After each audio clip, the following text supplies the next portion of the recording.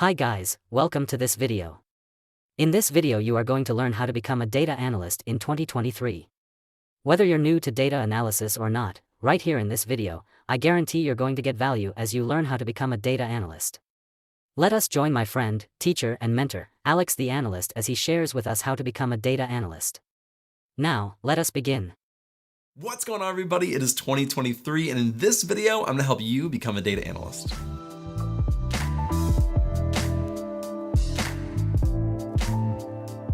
We're going to start at the very beginning, assuming you haven't started this process at all of becoming a data analyst. If you already have, you can kind of identify where you are in this process and then go from there. Now, before we dive into everything, I want to warn you, I will be mentioning my own channel a lot in this video. I have videos and playlists on just about every single topic that we're going to be talking about today. I'll have all the links to those videos in the description so you can dive into those topics more in depth. So I hope that's okay. And it's all completely free. I've been building this out for the past 3 years. And honestly, you can probably get 90% of the way to learning everything you need for data analytics just on my channel. So now that I've warned you, let's jump into number 1, and that is learn the data analyst skills. Now, there are literally 100 different things that you can learn for data analytics. You can learn things like AlterX or a cloud platform or different programming languages, but there are some core skills that I recommend you start out with before kind of branching into some of those other skills. The number 1 skill that I always recommend people start with is SQL.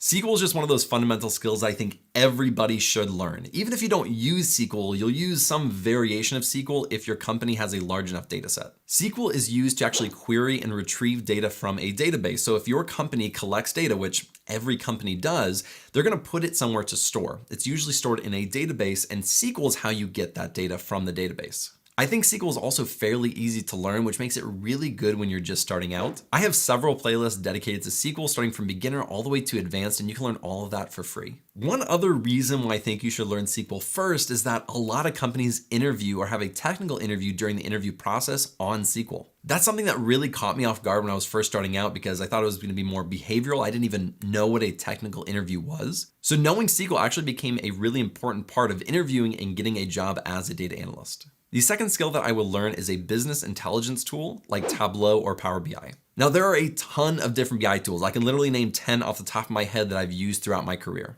But what I will say is that learning something like Tableau or Power BI is pretty transferable to almost all those other BI tools. They're all fairly similar in how they do things and how they show and display the data. You most likely won't have a technical interview asking you about Tableau or Power BI, like to build something for them. That usually does not happen, but the combination of SQL where you can query your data and then taking that data to build something, that is a really, really great combination to learn right away. I have an entire series on both Tableau and Power BI with projects on my channel.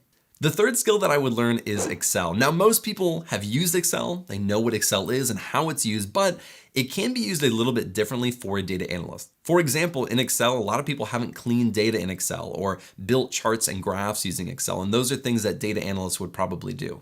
Excel is also just a fundamental skill that every company is going to expect you to know. So I have an entire playlist dedicated to Excel to actually walk you through how to use it for data analysis. The fourth skill that I recommend you learn is Python. Now, a lot of people will have Python higher up on their list. They only use Python. They don't use SQL or a BI tool. They just do everything in Python. Now, Python is a fantastic tool. You can use it to manipulate your data, to create data visualizations, and a ton more like web scraping and regular expression and 100 different other things. But it can be kind of hard to learn. It took me a long time to really learn the basics very well. That's really the only reason why it is farther back. I feel like SQL and a BI tool are really easy to learn and really pack a big punch, whereas Python can be quite tough to learn in my experience, and you may not use it as often as you would something like SQL or a BI tool. If you're interested in learning Python, I have an entire series dedicated to Python as well as projects that you can build. Again, I warned you, there's going to be a lot of self-promotion in this video. I have videos on just about every single one of these topics.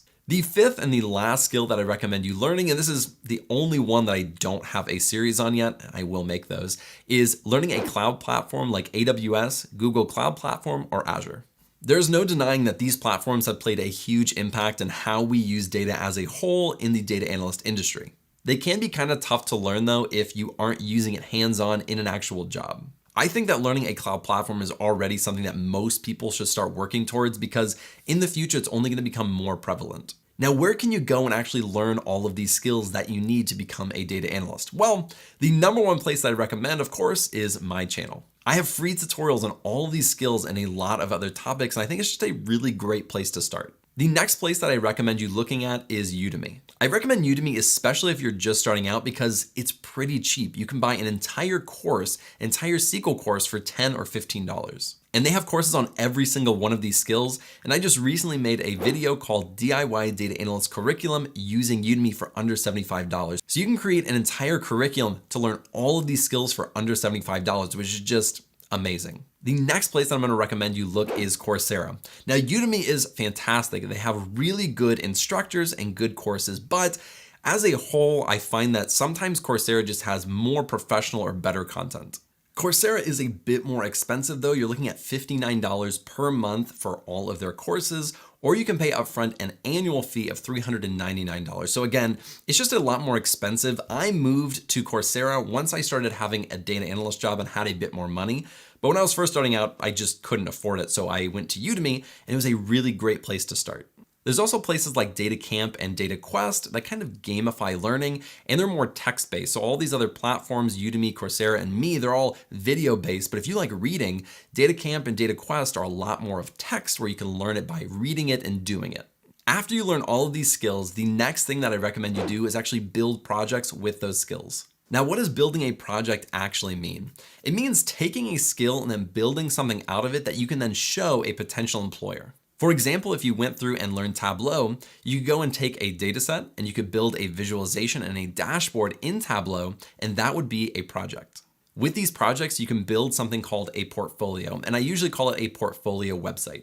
A portfolio website is a website that you create where you store all of your projects, and then you can share that with recruiters and hiring managers so that they can see all of your work. Now, do you absolutely need a portfolio to show employers? No, you don't, but it does help in two different ways. The first thing that it may do is actually help you land the interview. If you have a link on your resume and they click on it, they may see your skills and see your projects and be like, man, this person really knows what they're doing. This is exactly what we need. The second reason that I recommend building projects is because most likely during your interview, you're going to get asked questions like, how have you used SQL? How have you used Tableau?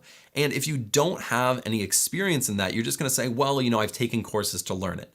But with a project, you can be a lot more specific.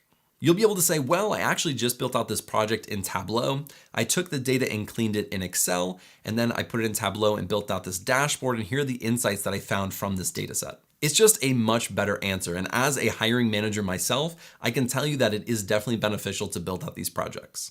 The next step that I recommend you take in becoming a data analyst is building a data analyst resume. The resume, to say the least, is extremely important. It's what's going to actually allow you to land an interview to potentially get a job. Now, if you were like me when I was first starting out, I had a resume. It just had nothing to do with data analytics.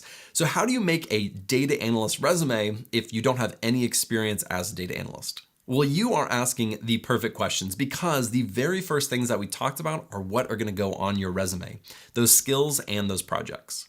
If you have no experience or degree, like myself, who has a recreational therapy degree, if you have no background in this, it can be really daunting to kind of display that you know what you're doing and that a company should hire you. So what I usually recommend is right beneath your contact at the top, you put your skills and your projects that you built out on your resume. Things like work experience and education should go on your resume as well, but just a little bit lower. You want them to see those things before they see that your last work experience was at Domino's and you have a degree in marine biology. It's just not relevant to data analysis, and if you put those things at the top, they're probably going to rule you out right away. The fourth step to become a data analyst is actually applying. You have the skills, you have the projects, you have the resume, now you're ready to start applying for those data analyst jobs. Now, there's a lot of different opinions on how you need to go about applying for data analyst jobs, but I'll give you my take on it, and this has been the most successful for me in my career. The first thing that I want to mention is actually what I would not do, which is just blindly apply on Glassdoor, Monster, ZipRecruiter, and all these other platforms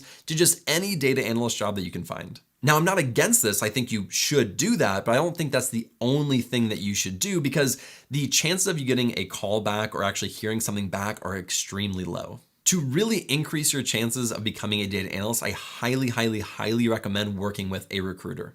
A recruiter is literally someone who is there to help you find a job. Now, when I first started out, I didn't understand what a technical recruiter was at all. And I was kind of nervous or scared to work with them, but it's actually pretty simple. A company has a position that they want to fill, and they don't want to spend hours and hours and hours to find someone to fill that position, so they hire a recruiter. A recruiter is going to go out and try to find someone to fill that position, aka you.